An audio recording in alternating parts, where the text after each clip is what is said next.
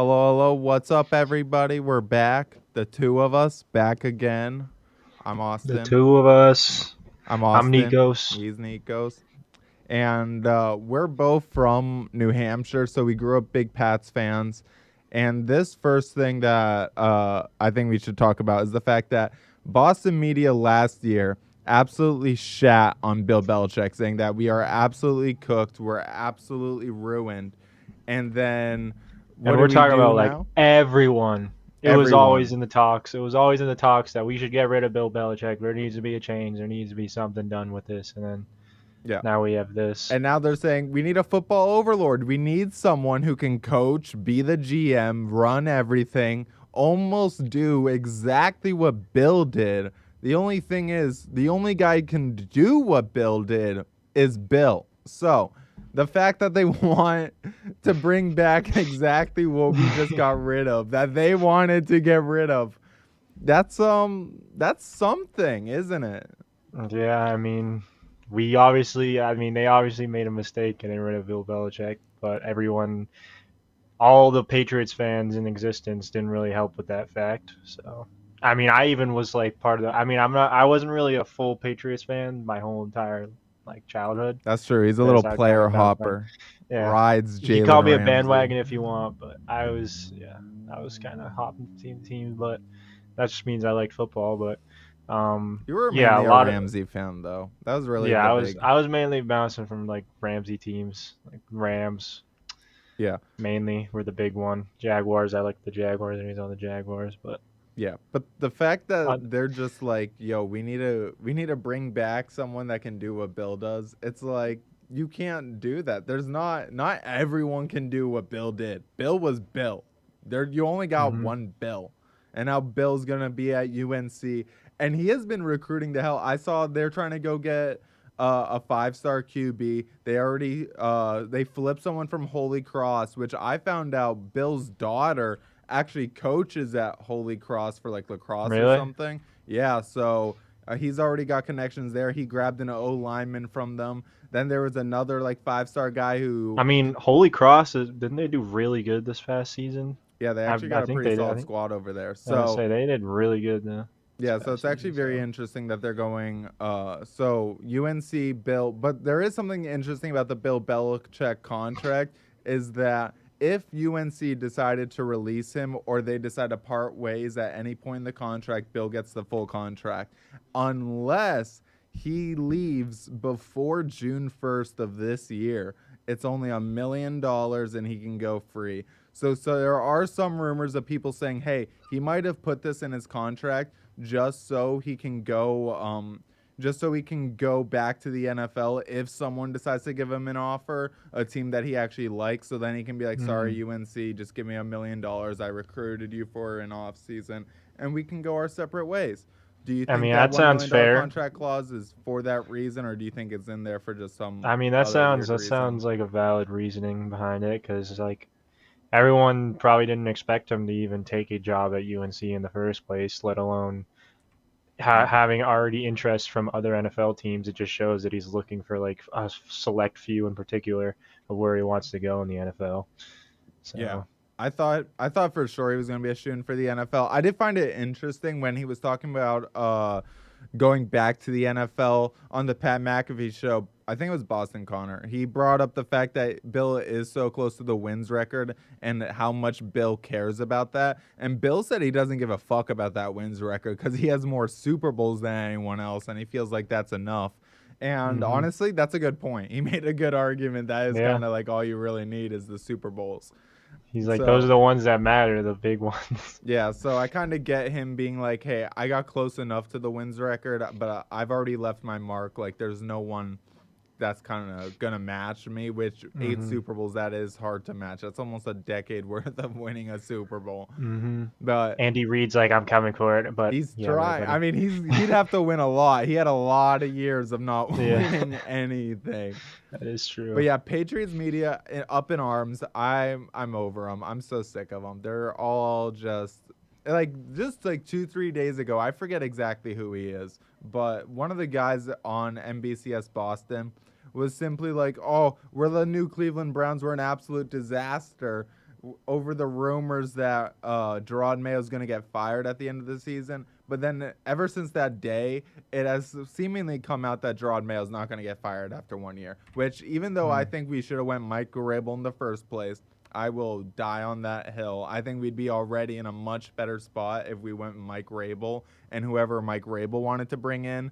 But I still think there's no way we were going to fire Mayo after 1 year. Like, that is such a bad organizational move, unless Mayo really is that bad of a coach. But I don't think he's not 1 year fired kind of bad. No, I don't think he's done that bad to the point where we need to just kick him to the curb right away, because you can't really do that to like new head coaches who are kind of just getting into the whole scene, and he probably needs time to like actually get accustomed to it and like see what he does in like a 2 year time span, 3 year time span maybe. But I don't know. We'll see.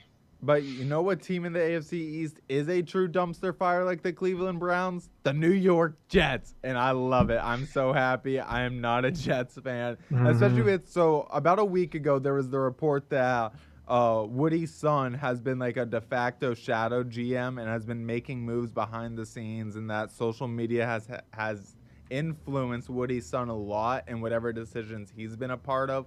Well, now it seems like it's not only social media that is in the Johnsons' head, but also Madden. After Jerry Jeudy, it was reported that the Jets had a trade in place with Denver to go get Jerry Jeudy, but Woody Johnson stopped it, vetoed it, said, "Nuh-uh, he's got a bad Madden rating, so he must suck." There's no other way around that. They just didn't update the Madden rating, bro. His Madden rating would probably be higher right now if they actually updated it after like the past like 3-4 games he's been having, and especially this season. Like, that's actually crazy. No, he's actually been really good. I mean, he had that like 200+ yard game the other night. Depending on what they're getting for him, like out of a trade, that's like actually a good trade for them. Yeah, that is true. I kind of wonder what they were giving up in the trade for Jerry Jeudy, but considering what he got sent to Cleveland for, like, it would have been an all right package. But let me actually check real quick what he did get, what the package was for. But the fact that it was a Madden rating that stopped the trade from going down is unbelievable to me. It's like, what is Woody Johnson doing? And then he's so mad, like, he fired his GM. But so much stuff since that firing has come out, and it's basically seemed like Woody was already acting like the GM, just vetoing and deciding what actually goes through. Instead of I don't know. It just seems like the New York Jets whole organization is kind of just like a reality TV show right now. Yeah, it does. And I actually just checked. So Jerry Jeudy was sent to the Browns for a 5th and a 6th. So it was probably like maybe a 4th or something. It was something like a low round draft pick or 2 low round. That's a good trade right there. And he's young. Like he still has the potential. He's a former first rounder. Like, he's still Jerry Jeudy at the end of the day, even though he wasn't living up to the potential in Denver. But it seemed like no one was the last couple years. But that just goes on to like a greater conversation. Like, what is it about New York teams that just for years, New York and Buffalo teams, they are just cursed? As if we take a look at the Jets suck, the Giants suck. Then in hockey, the Islanders, they've been mid for like the last decade, just signing people to wicked long bad contracts. And now the Rangers, who were actually a good New York sports team, absolutely imploding. They traded their former 2nd overall pick, Capo Caco, to the Kraken for a 3rd and a 6th. And Will Borgen. I actually like Will Borgen. He's a nice like top 6 D-man. But for that kind of haul, and Capo Caco has actually been one of their better players. I mean, like, Chris Kreider and Capo Caco are putting up like the same points, and Capo Caco is making like $5 million less, $4 million less, like so much less money. But they send out Caco. I mean, of course, Kreider doesn't have the trade value. But I mean, Caco clearly doesn't have trade value if that's all they got for him. Like, they might as well kept him, but they keep on sliding. They've lost like 9 of their last 11, I think. They're imploding. The Sabres haven't made the playoffs in like 12 years. They're on an 11-game losing streak. The Jets, now that I mention it, they haven't made the playoffs in 14 years. Then you got the Bills. They're actually good, which this could change this year, but they've never won a Super Bowl. They lost the 4 in a row. They seem cursed. The Knicks, they haven't won shit since like the 80s.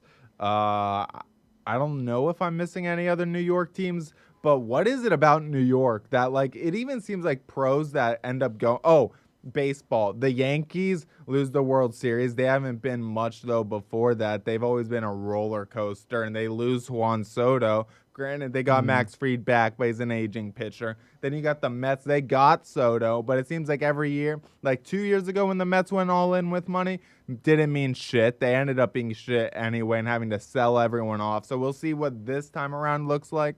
I mean, Soto, I'm sure will do better than a 40-year-old Scherzer and a 40-year-old Verlander. But still, what do you think it is about the New York market that just seems to drag the teams and the players down? I don't know. I feel like there's just like a curse going on in that whole area, whole New York. I don't know. It it seems like there's always some kind of issue with a New York team, even in any kind of sport. But I mean, I don't really pay attention too much to like baseball compared to football. But with football, I mean, the Giants, the Jets, they've been struggling for like the past like 5, 10 years in a row, even longer than that if you want to count I mean, the Giants, like if you Sanchez think about time. it, like the Giants outside of those 2 Super Bowls they won, they weren't playoff teams. Outside of they No. made one in 2016, but like they literally were Super Bowl or no playoffs. It's not like they were making runs and were like a true contender. Like the year they won it, they went 9-7 one of the years, 11-5 in 2011, so it was actually pretty decent. But they have never been too spectacular over They there. didn't really have any like standout superstars other than just like Eli Manning and Yeah, I especially on that mean 2011 team. Victor Cruz. 07 they did have Mike like an old Michael Strahan, but that 2011 Mm, team they really weren't really rocking with any superstars. Like they didn't have anyone. They had some mm-hmm. good solid players though, but it's just man that New York just seems absolutely cursed right now. It really does. Then if staying in the AFC East though, another team that seems absolutely just crushed and can never get anything done since that perfect season, the Miami Dolphins. Now you got Tyreek Hill saying it's time for him to go. He's about to get gray hairs over this season. Tyreek Hill, granted, he hasn't had a 30-plus yard catch since week 1. He's really been struggling, but I mean, that whole Dolphins team has. There's rumors that maybe Mike McDaniel's offense is too good and too complex for just anyone to run it because there's just not enough time in between plays to really get all the things in motion that they want to get in motion. And then the Dolphins also, they are one of those teams that we mentioned this when they lost to Green Bay, that they just have a losing record against good teams. They've never done good against them in this era, the Mike McDaniel's era. They've always sucked against them. They've always sucked in cold weather too. And then looking at this little graph that I found that on Instagram that I low key love. Is the showing your point differential against good and bad teams, and you see Miami, they're a negative Mm-hmm. 58 against a good team, but a plus 22 against a bad team. They also came out, and I don't think it was the actual team, but there were reports that they got a good legend in Calais Campbell suiting up for them. There's been talks that they would let Calais Campbell walk to free agency and sign with a contender at the end of the year, right before the playoffs, just so he can go ring chase, which I could see him going to Baltimore. I'm pretty sure he's been in Baltimore before, so that would be a match. Just bring him back there. But do you think Miami, they're going to keep downward spiraling? Do you think next year it's going to be more of the same? Like Mike McDaniel and Tua both got massive extensions in the offseason. Do you think this season's more of things to come when Tua's on the field and they're Um, just going to be that fringe team? Or do you think they'll finally right the ship and hit that true playoff perennial team? I mean, there's got to be some turning point. I mean, if they do actually get rid of Tyreek Hill, they can probably make a pretty decent trade out of it. Maybe get some picks, like some first round, maybe out of it, or they can get even other players to fill other holes in their defense or offense or whatever. But I mean, they do have Devon A. Chain still. They have Raheem Mostert. They can get rid of too for Mustard some man. Mustard. They can get rid of him for some picks, maybe get him at the end of his career. Um, I don't know. They can make a lot of moves in the position they are in, and they could still be a viable team in the seasons to come if Mike McDaniel's actually picks it up, puts it together. Because overall, Mike McDaniel's, I like him as a coach. He's a young coach. He has shown that he can make a very good offense and make an offense that's productive and actually work with all the tools he has and all the tools he's acquired over the years. But I don't know. I think I think he can do something with it. Yeah, the only question about if they were to go out and trade Tyreek Hill is really the fact that Hill has stated kind of on multiple times that this is his last contract. I think though his most recent comment was I mean, saying that he would get one more, he but does have like 12 kids or something, right? he does. He needs that money. He needs that child support money to keep coming Yeah. in. He had baby number 12, but his newest baby is actually with his girlfriend.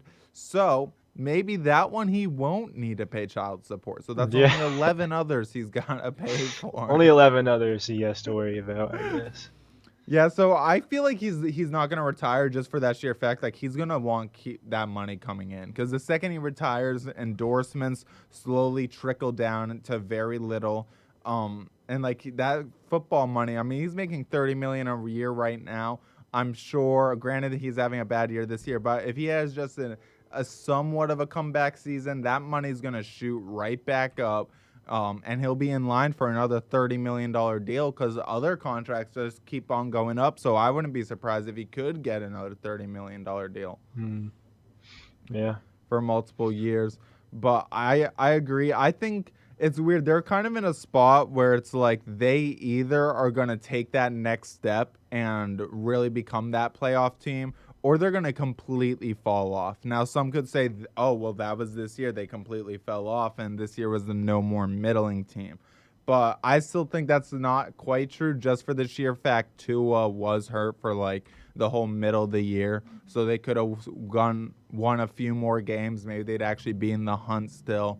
But that's it for them. I think next year they'll be better, but I think eventually, I think in the next 2 years they're gonna have that real breaking point of either they fucked Mhm. up with these extensions or they really hit and their teams are gonna go. Because I've always been a stern believer that you can't be mid for too long. Eventually, either the wheels are gonna go or they're gonna completely fall off. Like the Patriots, they were mid for a couple years, then they finally fell off. Some other teams, the Mhm. Chiefs, they were kind of mid, a little slightly above mid, but they were around mid before Mahomes. Then Mahomes goes in for Alex Smith, and then boom, they take off. So I think there's only so much time you can be mid before something's got to change. Same with the Jaguars. I feel like they were mid for a while and then they just went downhill this season. That's actually so true. That's actually a great example. They really have been like a mid playoff team, and then finally the wheels have fallen off. Which, speaking of them, ETN, I know we didn't really talk about this beforehand, but ETN Mhm. kind of has put in a couple good showings recently. They did pick True. up the 5th-year option um, during the offseason. Do you think the Jaguars will be able to find their way next year when Trevor Lawrence is back healthy? They don't rock and Mac Jones. Another year, Brian Thomas. Brian Thomas has been a stud this year. Do you think they'll bounce Ryan back, or do you Thomas think they're gonna? Jr. Yes, or do you think they're gonna kind of sit in this below average state for a couple years and they are gonna have to completely rebuild it back up? I mean, it's tough seeing how mid and like below mid they did this season, Yeah, their line but has been bad. Their O line like has been horrendous. that wasn't helpful. And then I don't really have faith in Shad Khan That's true. either. I mean, he said And going into the year, this is the best team he's ever had, and they're about to yeah, win like 6 games, 5 games. yeah. I mean, I still think they're like pretty much the same team they've been. Yeah. And I still think they have the potential to still do as well as they can and get themselves into a playoff spot. But I don't know. I see Trevor Lawrence coming back. Travis Etienne, if he does go back to his usual form, then I see them actually picking it up again. And their defense is good enough to where they'll be good competition in their division and then the AFC as a whole. Yeah. Another middling team that has made a big decision. The Atlanta Falcons officially are going to Michael Penix, I know, but Michael Penix going to become the starter of the Atlanta Falcons.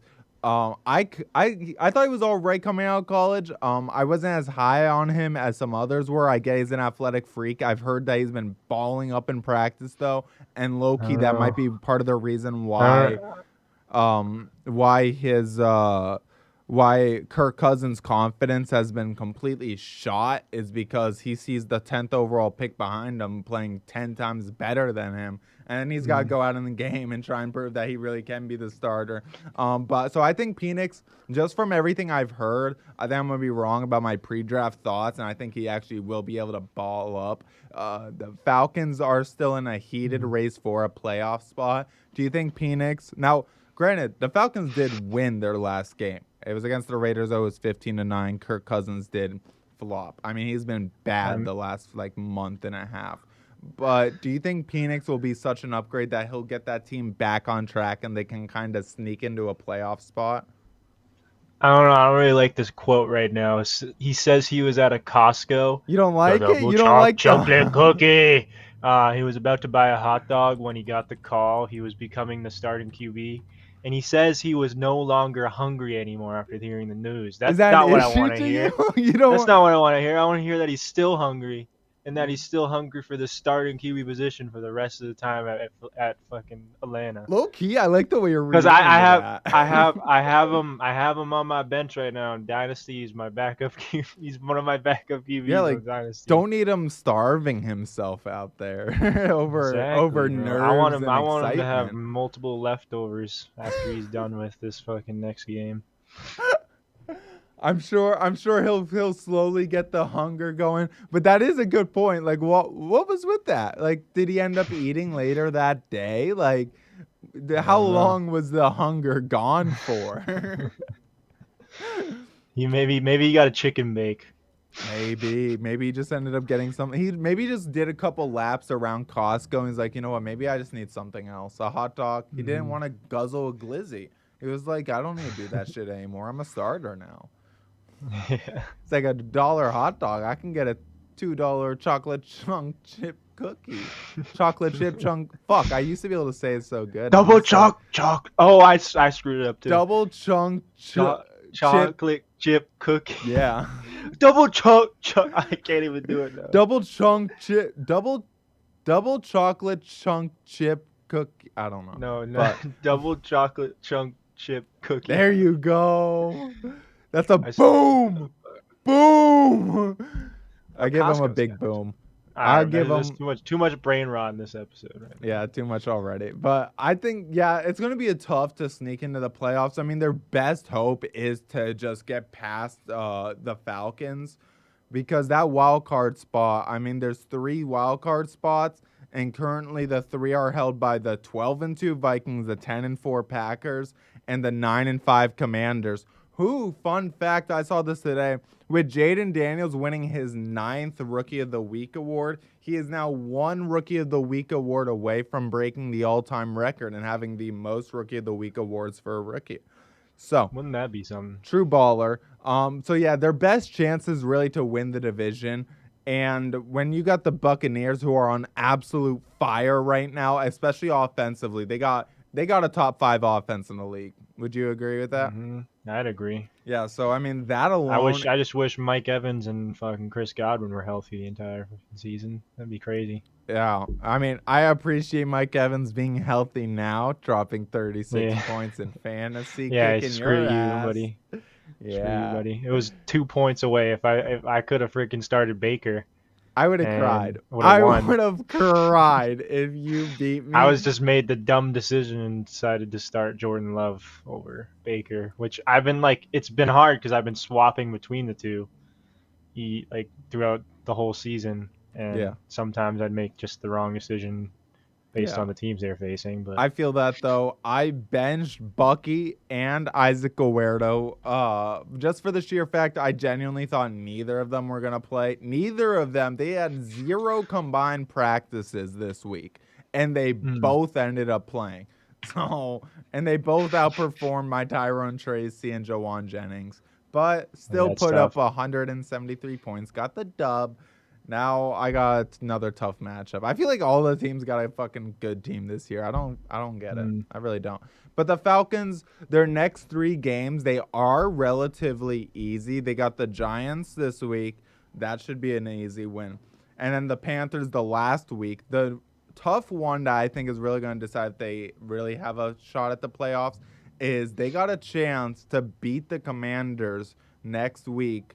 And that game could be for that final wild card spot. So they are still in it. It's going to be tough, especially for a rookie quarterback having to go in there and play when all these other teams have been playing games and are in postseason form, or at least damn near, and or at least end of the season form where they should be really locked and loaded. Except the Giants, of course. Because especially last week, the Giants, unreal. Like, it really felt like they just had given up and they weren't even like trying out there. It was like, I was low-key kind of pathetic. This wasn't on the docket, but I do want to mention this real quick, okay? And I want to see if you agree. Okay, there's been all these rumors about Sam Darnold next year getting like a $50 million a year deal, right? And my thought with that is he is going to make whatever team signs him, they are going to be so sad, so disappointed that they are going to end up with a bust at quarterback. Because I've watched him. It's Sam Darnold. He's literally been a bust before. I know, but everyone this year, I've been watching this man. I have Jefferson in every fantasy league. I have followed Jefferson his whole career. I have loved this man. There is not a man in the NFL I love more than Justin Jefferson, okay? Only man I would go gay for in the NFL currently.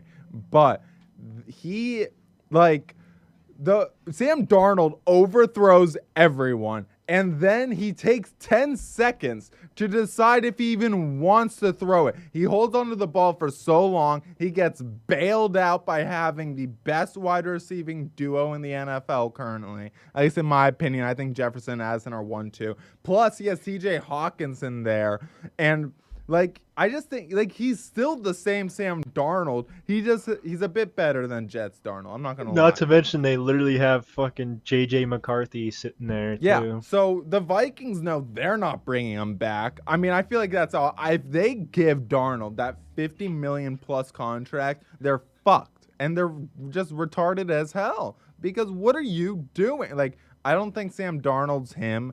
I think he's better. I think he's improved from like younger Darnold. He's obviously progressed, but I think that offense, I mean, he's got a good O-line. He's got the weapons. Like, I think just everything around him is so good that he literally couldn't fail. And I mean, the defense has kind of balled up for him from time to time. Like, he's been fine. And like Sam Darnold, like, I just don't get it. Like, he's put up good numbers. He's looked good in that offense. But this is the thing I think people aren't taking into I feel consideration. like Jameis Winston would have done better with that freaking offense. I agree. But this is something that I think people haven't taken into consideration is the fact that Kirk Cousins was there literally a year ago. And now he's throwing fucking three or four picks a game and might get a touchdown. But Kirk Cousins last year looked like an all-pro quarterback. Now Darnold is in there, and now he's looking like an all-pro quarterback to some people. Not me, but to some people, he has truly looked insane. And I think a lot of that's just the team around him. It's Kevin O'Connell. And I think a team is going to be very upset when they sign him and they realize, wow, we got the real Sam Darnold. Like, if he goes to a team, like, he could probably look all right in Miami. Like, he's I can worse just than, imagine like someone like the Titans or something signing him, and and then that's they're gonna just be like, who "Oh, gets him. we're screwed even more now. A We team just like the threw Titans ourselves is gonna be 5 the years team that more down signs into a him, deep, or deep like dark ditch." it's like, or maybe the Giants will, or the like some team with not a quarterback is gonna go get him. And the problem is, there's not a single team that needs a quarterback that has everything else in place and set. Like the Nope. Vikings were a miracle situation for him. God decided to bless Sam Darnold with one good year on a 1-year deal to get him paid.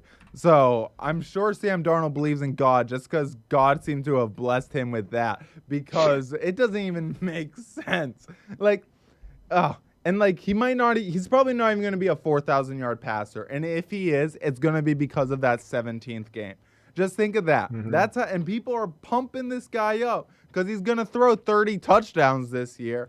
But when I got Jefferson, Addison, and Hawkinson missed a lot of the early part of the year. But even now, And like, receiving back Aaron Jones. yeah, and you got Aaron Jones to hand the ball off to if you need to. And Darnold, he's just been so inconsistent. Let me read this out for. Okay, so he's had a couple games where he's been a stud.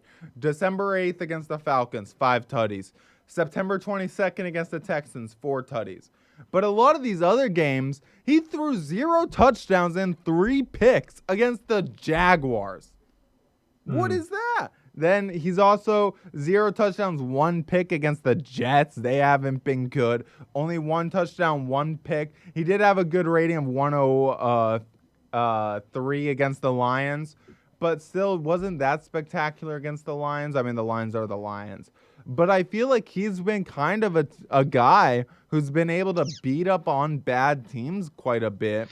And it's just like, and I I mean, mean, even what was their bad team yeah, let's take a rating look at it thing? actually. They are plus 100 against bad teams and only plus 17 against good teams, which Yeah, I mean, so it clearly shows they just they do are a much better bad team against the merchant. worst teams. But, yeah. And I think Sam Darnold, like, he's all right. He's mid at best. And that's okay. But some of these teams are just fans really think Darnold is all that now. But you brought up a guy, Jameis Winston. I think you probably saw this. But did you see Jameis Winston just got benched? I did not see that. Yeah, Not gonna Dorian lie. Thompson Oh wait, Robinson. no! I did see that. I did Yeah, see that. yeah. DTR, DTR bro. back in action. Jameis Winston benched. I get Winston did have. I saw him playing last game. Yeah, DTR. and Jameis Winston, like, I don't like. Where was this quick pull treatment with fucking Deshaun Watson? Like, where was it? You know, I get Winston sucked against the Chiefs. He really shat himself. Now, the only thing is, though, the Chiefs do have like a top 3, top 5 defense in the NFL. It's hard to argue that. I mean, they have the best record in football with arguably the worst defense in the, I mean, whoa, the worst offense in the NFL. And to just to show what I mean with the worst offense in the NFL, I mean, the only teams to not score more than 30 points, the Chiefs are one of 4 teams, and look at the record of the other 4 teams. Like, that defense is carrying. But Yeah, that's a Jameis hard carry right Winston, there. yeah, Jameis Winston gets benched. But I mean, like, the Steelers, he did throw 2 picks against the Steelers. He threw 3 picks. I mean, he's still Jameis Winston. He throws a lot of touchdowns, but he throws some picks in there. But I also feel like Cleveland's defense hasn't been doing him any favors, really.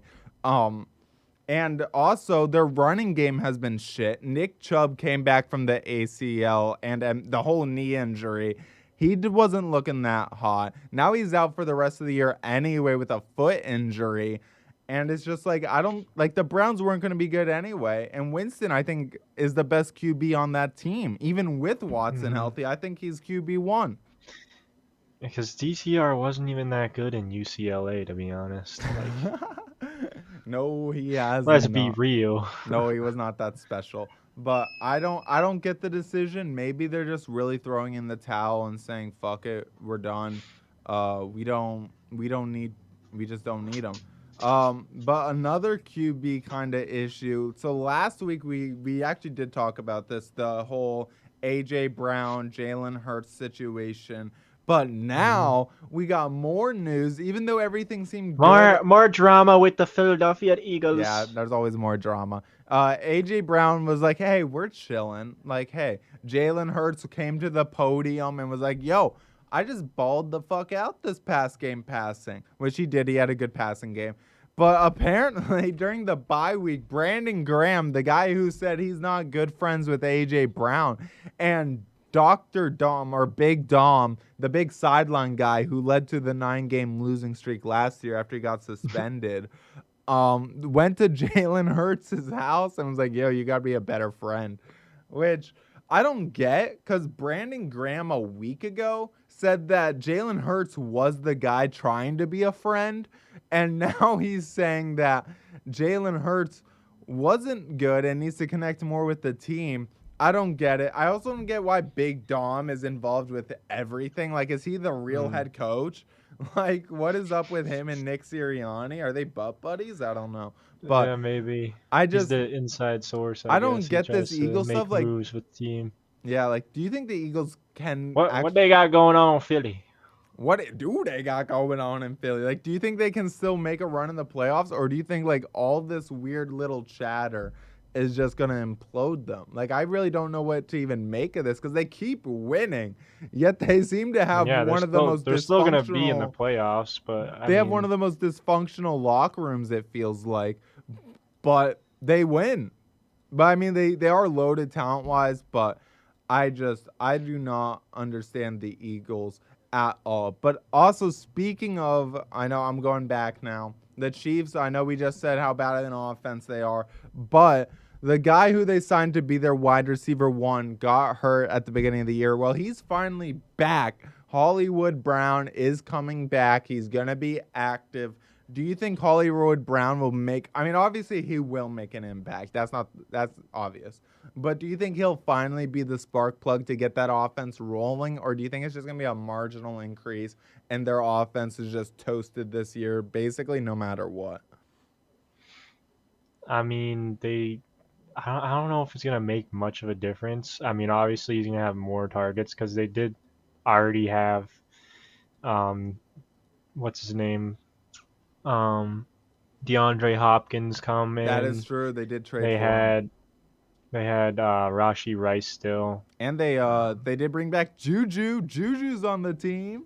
or wait, no, they had freaking. I meant what's his name? The Xavier rookie Worthy. Xavier Worthy. That's Yeah. what I meant, not Rashi Rice. But I mean, it would definitely be helpful to have three of those guys in there, and then they have Travis Kelsey, obviously. So I Mm. mean, it would definitely make a difference in the offense, maybe a little bit, but I don't think it's going to be crazy. I think they're still going to be playing how they have been playing. Yeah, I think Scrappy D, that's just the way they're going to have to win it this Yeah. year. If they end up winning it all, I don't think they will, partially because of all the injuries. Yeah, Not I sorry, don't think not Chiefs winning the injuries, Super but Bowl this the year. Screw that. yeah, I but the think Lions offense still just, Lions all the way right now, but I don't know about the Lions. My only worry with the Lions is just the let me pull this up real quick because I know I showed you this right before we got going. But the Lions, just their injuries, insane. They are a mile above the next hmm. team. Cleveland's at 18, but then you go to Miami and New York down at 15, and Detroit has 22, and it's just not nobodies. I mean, Aiden Hutchinson did come out and say that if the Lions were to make the Super Bowl, the Lions, he will play in the Super Bowl game. He said there's no way he'll miss it, no matter how hurt he is. He That's will actually play. respect. It is respect. But even an injured Aiden Hutchinson coming back just for the Super Bowl, that's gonna be a hard road to get there. Before the season, they were my pick I to mean, make the Super Bowl in the it NFC, just shows but that even with all these injuries, compared to these other teams that have a lot of injuries, how bad those other teams are, like Cleveland, Miami, and Giants, they're doing terrible with these mhm. injuries, and it just shows the Lions, even with all these 22 injuries right now, they're still balling out. It just shows that this team is like different. They're built different, man. Yeah. It's not just it's not just these star players they're relying on. It's also like the team chemistry, the coaching staff. Hmm. everything put together all in one. Yeah, my only I did think they got a little exposed on defense because I mean most of their injuries have been on the defensive side of the ball, but True. Detroit did get a little exposed by Buffalo. Buffalo putting up like 40 points on them. But Hmm. I think that's just so many I mean, that's injuries and I something think Buffalo does too. that is true. That is just a Buffalo thing this year. But I also think Detroit's defense, they'll get a little better no matter what, just through like the new guys that are having to step in.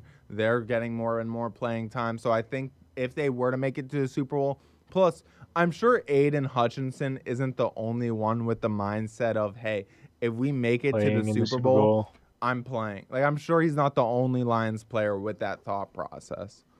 Hmm. True. And now this I want to I was going to save this for later, but I actually really want to make sure I say it now just so we can cover it cuz I feel like this is something you would know or well, I mean everyone's going to end up talking about this at some point obviously. Let me find it. Where the hell is it? But did you see that Conor McGregor and Logan Paul are going to be fighting? Yeah, I did see that. I think D- everyone probably saw that Yeah, dumb shit. probably. Do you think they'll end up actually doing like a real fight, or do you think I it'll mean, just be one of these like Conor draw McGregor. Look, fights? Conor McGregor's a businessman now, strictly businessman now. He cares about his whiskey. He cares about money. He cares about. Oh, he doesn't really care about fighting anymore. He doesn't give a shit about that crap anymore. Obviously, you could tell he's kind of sick in the head now. I mean, it's he's kind of delusional. I mean, So you think this but will probably be like I every don't other think he's Paul gonna fight? even go back to the MMA. He says he's going to like get a fight with He did. freaking. He said he was. He He said said he was like, after "Oh, I'm this gonna Paul fight fight, Ilia it's Topuria, one of the octagon. greatest freaking featherweights right now." Like, no, you're not gonna do shit. Even if he did step in there, you're gonna get your ass fucking handed to Yeah, you, he buddy. said he's Um, promised. He said octagon's next, and no, he's after not. I Logan mean, if Paul. even if he does go back to the octagon, it's not even gonna be worth a watch because he's just gonna get his ass handed to him. And then also with the Logan Paul thing, it's just gonna be a scripted piece of freaking ass. And it's not even gonna be worth watching that shit and streaming that shit and paying for it, or even I'm even illegally streaming it. It's not even gonna be worth watching. Yeah, I've only ever watched two Paul fights. I watched the Floyd Mayweather one and I watched the Mike Tyson one.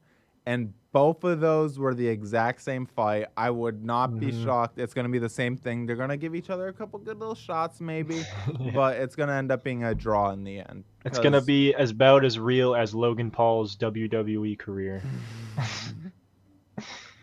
yeah, it's not happening. I am a little surprised that Connor decided to fight Logan and not Jake, just because it's always felt like Jake is the one that's really into this Mm, boxing, this fake boxing shit. But it's gonna be Logan.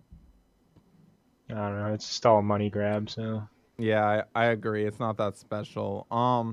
The next thing that I wanted to quickly bring up is oh, let's go and actually, before I forget again about it, let's go and quickly talk about. Come on, come on, come on. Where is it? How the hell can I not find it? Oh my God, I'm feeling dumb. Okay, well, let's go ahead and talk about real quick about the Heisman. Panic, or, oh, there it is. Ashton Jeanty gets robbed. Jeanty was my Heisman winner. I mean, he completely carried Boise State. Travis Hunter ended up winning it with Colorado for the dual position. But I found this interesting from the PFF side. They only gave Hunter an 85 on offense, a 90 on defense, and then Jeanty sitting at a 95, which for PFF standards, he's been the best college player ever. I guess that's what they're trying to say. I saw the list on the next slide. They actually went back a ton of years. And the next highest was like a whole point lower. Do you think Jeanty was robbed, or do you think Travis Hunter? Like Hunter was damn good. Don't get me wrong. hmm My only issue is yeah, I mean, Jeanty. Jeanty did can't really something take anything historic away though. from what Travis Hunter has been doing. But I'm then not. again, This is yeah. I This also isn't to think take Ashton away from Jeanty was Hunter. robbed, Yeah, this isn't and taking away like from what that Hunter. This is just pro Jeanty. hmm like what that comment said. Deion Sanders is like, what was he saying? So I tried to warn y'all that Dion is a culture disaster for college football. I mean, I'm maybe not not a going to direct culture quote that guy, disaster, but but I not do culture get it. Like disaster, but yeah.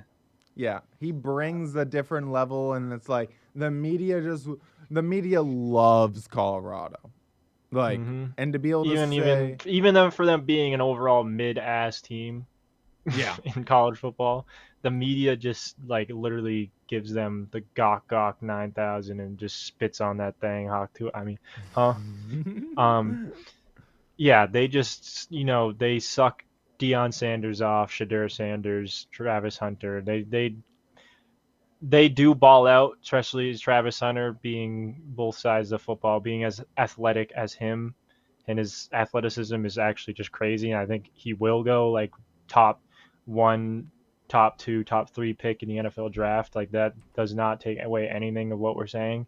But I do agree that Ashton Jeanty did have an historic season, an historic career so far in college football, that he does deserve that. He did deserve that Heisman Award just as much as Travis Hunter would. So yeah, like the Boise State does not even make the playoffs, I think, yeah, unless Ashton Genty's there.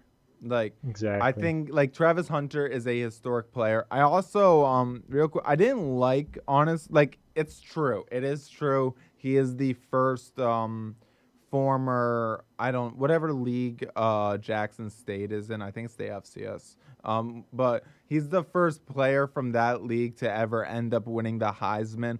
But my only thing with that is that like he was like the number one recruit coming out of high school. He only went to Jackson State because of Deion Sanders. He was just following Deion Sanders wherever he went. Mm. So it's like give it a little grain of salt because he's not like a true FCS former player. Like he is a former FCS player.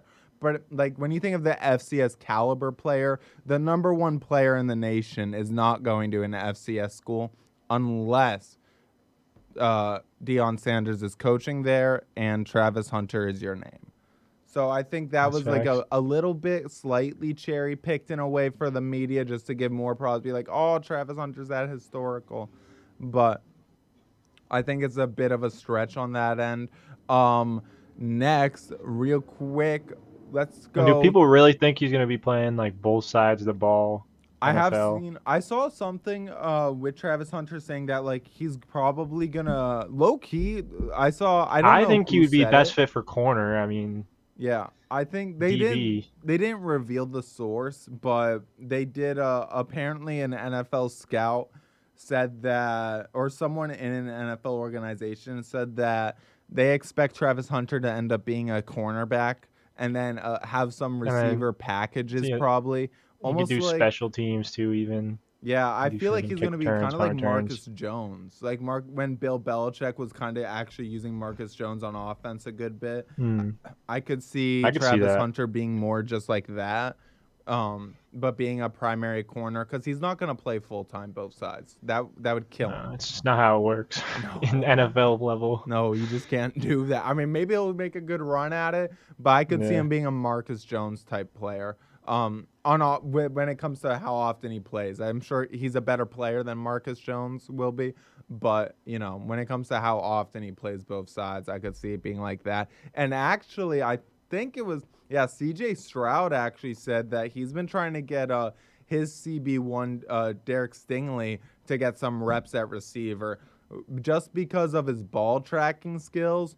I think you need more than ball tracking skills to be receiver. But I mean, I get it. I respect it. I'm sure there's a couple corners that could low key play receiver, Mm-hmm. but I just think like why waste the energy when you need him to be your CB1? Yeah, I mean, I guess it's just like extra practice. Probably helps out with the hands a little bit when they're trying to intercept the ball on the other side, and then like working both sides of football is always a good thing for, and it's always like the basis of corner, because That's true. being a corner is two times as hard as being a wide receiver. That's what they always say. Being a corner, you need to be able to shadow, and you got to think about multiple things while all the wide receiver has to think about is making one move to get by you as the corner. So you have to be thinking of, oh, he's going inside or he's going outside or he's going to go straight at me. As And there's someone like who's multiple played things both going through your head. sides, do you agree with that? That's twice as hard to be a DB. Yes, I 100% agree to that. It is much harder to be a DB than being a wide receiver. And I was a wide receiver in college mainly. Yeah. So, Uh, Real quick, let's do a quick sports mix. Oh, actually, yeah, nah. Yeah. I want to say this real quick. The Bruins might have fucked up. Of course, Linus Olmark, he started out doing shit, had a bad start to the year, but now Olmark in Ottawa is lighting it the fuck up. 6-0-0, a 972 save percentage in his last 6 games. Jeremy Swayman has like an 889 on the season. He's been really struggling. I feel like they both have really missed being able to rely on the other one. But I mean, to be fair, Jonas Korpisalo has been a better goalie than Jeremy Swayman all year. I feel like Swayman, when I see him, like, I'm just like, ugh. I'm like, I don't feel as confident right now. I feel like he's gonna let every puck he sees in. Like, he just lets in so many easy goals. I feel like he's not even really getting beat. He just he faces a shot and just somehow gets right past them. And when in past years, and I actually saw this one stat. I'll see if I can find it real quick. But Jeremy Swayman's quality starts, it has gone down tremendously. I think I just found it. Yeah, I did. So he has gone from, when it comes to his quality start percentage, he's been hovering his last 3 years. He's been hovering around, I'll say, 63% of the time. His quality start percentage is down to 48%. He's dang. down 20 percentage points on how often he actually has a good game. So, and it's under half. He got an $8.25 million extension. He's getting $8 million to be good not even half the time right now. Yeah, Just that's crazy. unbelievable. But what's even more unbelievable than that, what could possibly be more unbelievable than the Jeremy Swayman completely becoming shit, is the fact that if I go and pull this up, a guy who has become basically known as the biggest predator in sports when he said he'd give up Oh, everything no. to keep a relationship with a 14-year-old. And Wander she's probably a Franco. minor. Yeah, probably is a minor. And this wasn't on. Now, if you guys are fans of baseball watching this, like, you already know the story about this, but basically in a relationship with a 14-year-old in another country, says he'd give up anything for it. The parents knew it was like a deal. It was like an arrangement. Like, I'm like 95% sure he was paying to have this relationship. Let me actually pull it up real quick to make sure. But, the league, his Wander Franco's lawyers are now arguing that they need to do this trial speedily. They need to get it out of the way. They need to hurry up and get this over with so he can be taken off the exempt list and brought back to spring training. Which, No, because, baseball is so much more important than him, yeah, getting it on with a 14-year-old. yeah, I just can't see this. Selling his soul to a 14-year-old. Yeah, I think even if they got a trial done, like, I don't think he's taking off the exempt list or at least going to be welcomed back in the league. Of course, there's Trevor Bauer, who was basically kicked out of the MLB for an allegation that has since been proven false, and he's still not back in the league. This guy, it's like a known fact it happened. There's evidence about it. Like, it's 100% true. So, considering a guy who had a false accusation hasn't gotten back in, I don't think this guy, who it's a known fact he did some weird shit, I don't think he's getting back in no matter what. I think his lawyers are arguing a mute point. I don't think it's happening. Yeah, I mean, I hope not. Yeah, but there are some people that actually do get into better relationships, which is very good. I'm glad that not everyone in the sports world is like this. But something that I do find kind of interesting as we kind of come to a close here is the fact that so many people, I think we might have talked about this, but a couple weeks ago, there was an NBA game, and the guy who hit the game-winning shot shot it over someone who currently is dating his ex. So he has a kid with this girl, and is now an ex, and now he makes a shot over someone who's currently dating her, which it's weird that, oh wow, what are the odds, you know? Well, then in baseball world, Cody Bellinger just became a Yankee, and his wife dated current Yankee Giancarlo Stanton. And it's like, how does this happen? How does one girl end up with like 10 different athletes? And like they all know. So it's like, what is going on? Now, in another world, They're though, just Travis, chasing that bag. yeah, but like if you get like you gotta know that's all she's after when she's done this with 5 other goddamn athletes. Like it should be like red flag popping off. It shouldn't be like, oh, you dated like 10 other people in this sports league? That's hot. Like, no. It reminds me Maybe of, they just don't get too many women like actually being forward to them, and like they are maybe. like the select few that are actually like going out of their way to like, and then maybe they have like a following now because of it, and they're like, oh, maybe Maybe I go for this they this got that this woman who influencer clout. That influencer clout's really coming through for them. Maybe that is it. Maybe they just be on another level. Like I remember, I I don't think know, it yeah. was. Remember that time? I was like, oh, it was the Phoenix Suns. Like ran a train on some girl. Like what is like? The pussy got that power. It's put a spell on them. Yeah, speaking of pussy spells, bro, the Travis Hunter girlfriend situation I find so funny. And especially the newest bit that Travis Hunter's girlfriend thought that it would be a flex, that Travis Hunter would drop her off at parties and then just chill, just wait for her outside. Like, I wonder what she's doing in them parties. And then also the Yeah. fact that on top of that, the stuff of like Travis Hunter's girlfriend being so over it over the media day shit right when it just started, and then not being as excited. Now I didn't really seem like it was that big of a deal, but people were upset that she didn't seem excited that he won the Heisman. I think the biggest thing is the fact that she didn't want to go out with him, then found out who he was, and then was like, fuck yeah, I want that. And then she Yeah, says that's the reason was crazy. like, oh, he was a cheater. But then once she found out who he was, the cheating didn't matter as much. The clout chasing started. Yeah, so a lot of people are telling him to sign that prenup. Travis Hunter saying, hey, don't worry about me. I think I'm with the majority of people who say he should get a prenup because it's a little fishy.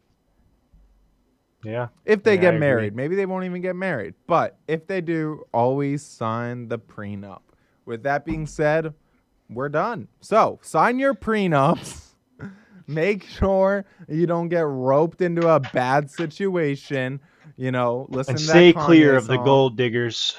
Yeah, listen to the Kanye song. I don't even like that Kanye song, but it's a true song. So that's all I got. I'm Austin. I'm Nikos. And we're the duo that makes up this trio.